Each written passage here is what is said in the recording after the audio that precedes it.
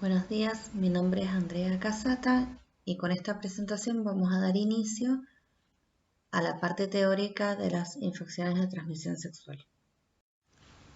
Ante un paciente que consulta por presentar una úlcera genital, vamos a ver que pueden haber distintos agentes etiológicos implicados, pero los más frecuentes van a ser la sífilis o el herpes genital. La sífilis es una enfermedad sistémica producida por una bacteria denominada Treponema pallidum, que es una espiroqueta. Esta espiroqueta se transmite fundamentalmente a través del contacto sexual de la vía transplacentaria de las mujeres embarazadas a sus embriones o fetos o entre persona y persona por contacto con lesiones activas.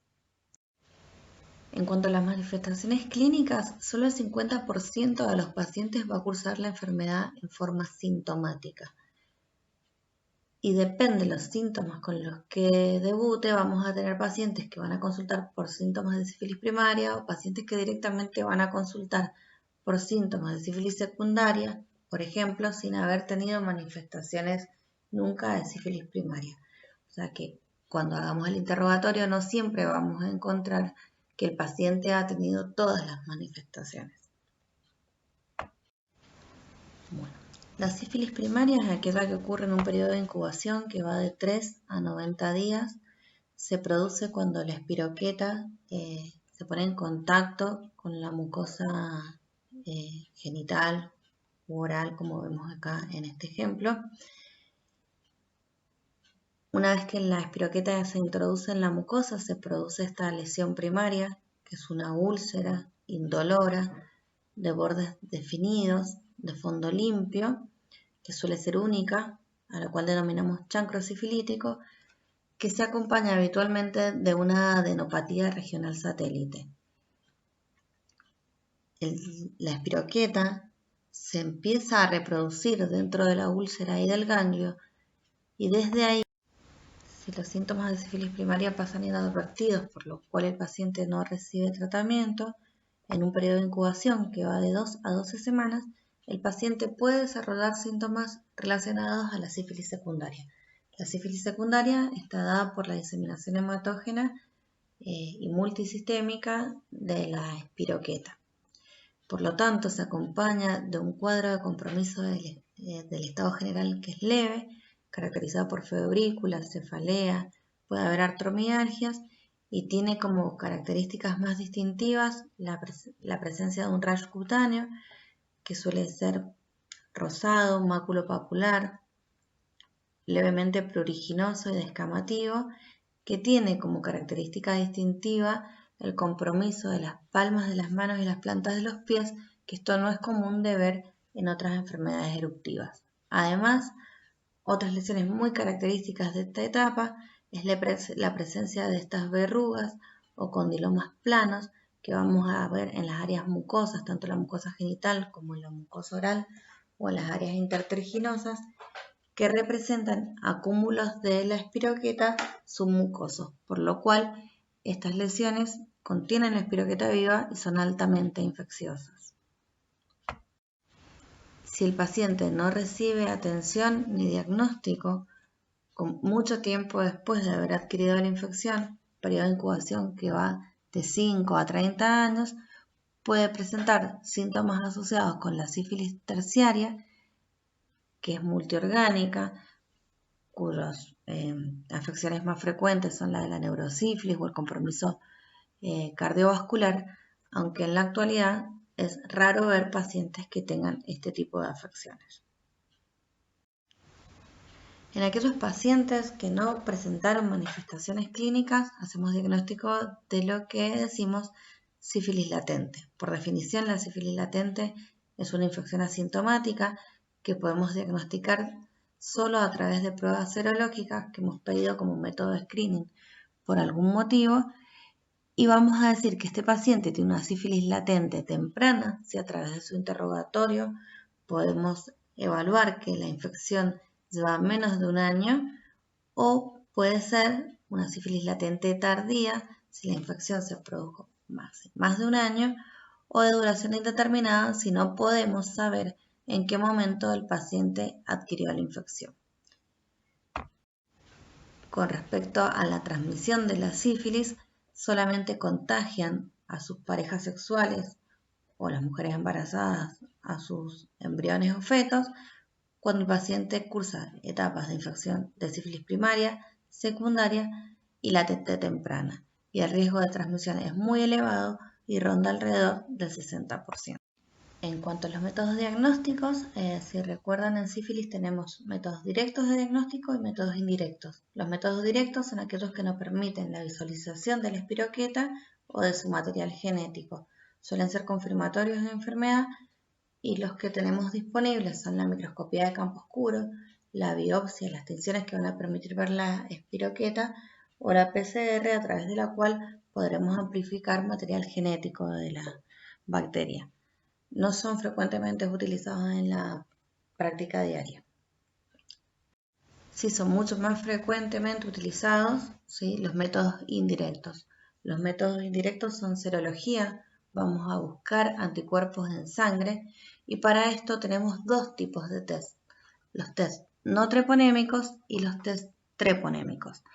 Los test no treponémicos son aquellos que detectan anticuerpos frente a antígenos que no son específicos del treponema pallidum, por lo cual pueden dar falsos positivos ante otras condiciones clínicas.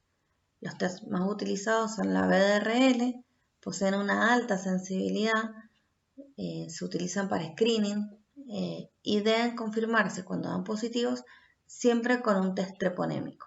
O sea, solamente con test no treponémicos no hacemos diagnóstico, sino que tenemos sospecha y debemos confirmarlo con un test treponémico. Los test no treponémicos se van a informar de dos maneras, en forma cualitativa, como positivos o negativos, o cuantitativa, que nos van a informar diluciones. Por ejemplo, 32 DILs, 16 DILs, ¿sí? ¿Por qué es importante tener estos test cuantitativos? Porque el título que nos dé suele tener relación a la actividad de la enfermedad. Ante títulos altos tenemos infecciones muy activas y títulos bajos, infecciones menos activas.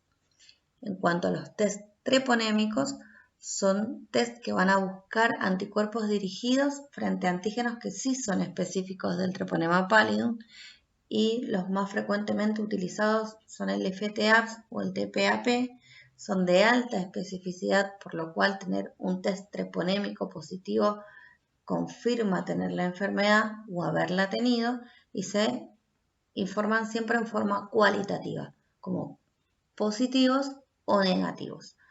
Pero una vez que tenemos la infección, estos test dan positivos de por vida, por lo cual no tienen ningún rol en el seguimiento del paciente.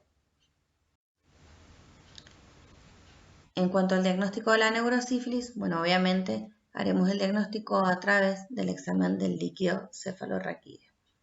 ¿Cuándo vamos a sospechar neurosífilis? Bueno, entre aquellos pacientes que tengan síntomas neurológicos o oftalmológicos, tenemos que descartarla en los chicos que tengan sífilis congénita, en aquellos pacientes que presentan una inadecuada respuesta serológica o en los pacientes en los que hacemos directamente el diagnóstico de sífilis terciaria. Son todos estos pacientes a los cuales vamos a ir a hacerles el estudio del líquido cefalorraquídeo para ver si tienen compromiso de neurosífilis o no. En cuanto a tratamiento, hay algunas cosas que tenemos que saber del treponema pallidum. Esto es una bacteria que tiene una baja tasa de replicación, por lo cual nosotros necesitamos tratarla con antibióticos que permanezcan a niveles bactericidas en el plasma en forma prolongada y estable. Por lo cual, para el tratamiento de esta bacteria es de elección la penicilina benzatínica, que es la que cumple con estas características. Entonces, tanto la sífilis primaria, secundaria y latente precoz deben ser tratadas con penicilina benzatínica en una dosis de 2.400.000 unidades. Esto se aplica en forma intramuscular y una sola dosis es suficiente para erradicar la infección en estas etapas. Obviamente que hay algunas alternativas para los pacientes que tienen alergia a la penicilina. En cuanto a la sífilis latente tardía de duración desconocida y la sífilis terciaria, el tratamiento es penicilina benzatínica también 2.400.000 unidades internacionales intramusculares, pero se aplica una dosis por semana durante 3 semanas. Solo en el tratamiento de la neurosífilis vamos a usar penicilina sódica y esta se aplica en forma intravenosa en una internación. En cuanto al seguimiento, vamos a citar al paciente para ver si ha hecho resolución clínica de los síntomas, si los tenía, y además para ver si tiene una resolución serológica de la infección. Para el seguimiento siempre vamos a pedir pruebas no treponémicas cuantitativas, por ejemplo la BDRL, ya que la disminución en los títulos nos va a dar la pauta de que la infección se ha resuelto. Es de buena práctica solicitar siempre el mismo tipo de prueba en el mismo laboratorio para que estas diluciones sean comparables. Vamos a repetir las pruebas a los 6 meses y al año de haber finalizado el tratamiento y consideramos que el paciente ha tenido una adecuada respuesta serológica, se ha podido bajar 2 diluciones a los 6 o 12 meses de finalizado el tratamiento. Para finalizar con sífilis, vamos a ver algunos conceptos sobre sífilis y embarazo. Como les dije, hay infección transplacentaria desde la mujer embarazada al embrión y como verán, tiene múltiples consecuencias sobre el mismo, por lo cual es de vital importancia hacer el screening con BDRL en todas las mujeres embarazadas y en el caso de hacerse el diagnóstico debe iniciarse el tratamiento. El tratamiento es exactamente el mismo que aplicamos en los pacientes no embarazados, con una salvedad, que en aquellos pacientes que son alérgicos mayores a penicilina, hay que hacer el tratamiento de desensibilización y darles penicilina, ya que esta es la única droga que tiene evidencia científica de que evita la infección en el feto.